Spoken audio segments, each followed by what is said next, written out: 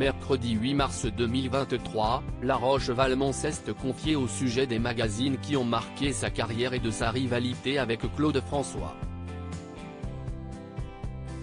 L'interprète de Ta le look Coco a gardé un souvenir peu flatteur du chanteur.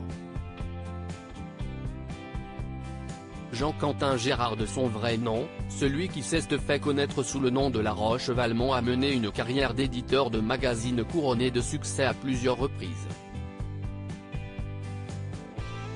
J'ai créé des magazines sur les chanteurs. Je voulais rencontrer les idoles de ma jeunesse, plutôt Johnny Hallyday que Claude François, mais j'avais 20 ans, les maisons de disques n'ont pas fait confiance à quelqu'un qui avait pas d'expérience, ils m'ont filé des reportages sur leurs débutants mais c'était Mike Brandt, Alain Chamfort, Patrick Juvet, François Valéry.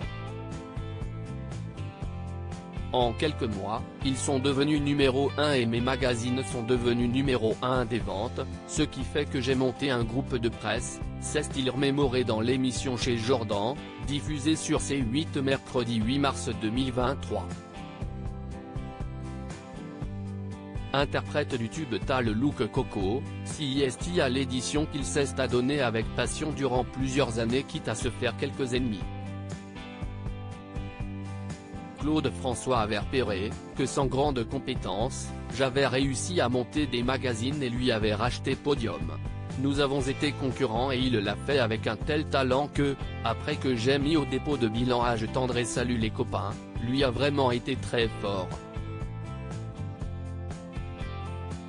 J'ai créé en 1973, Privé, et d'autres magazines. Je ne cherchais pas à faire des coups ou gagner de l'argent, je faisais parce que ça me plaisait. Claude François odieux mais voilà, selon l'éditeur, Claude François a du mal à encaisser son succès dans la presse. Déterminé, le chanteur est prêt à tout pour pouvoir briller plus que les autres dans ce domaine aussi. Il a toujours été féroce à tout point de vue, il avait la niaque, c'était un petit nerveux aussi bien au niveau des concurrents chanteurs que de sa vie privée.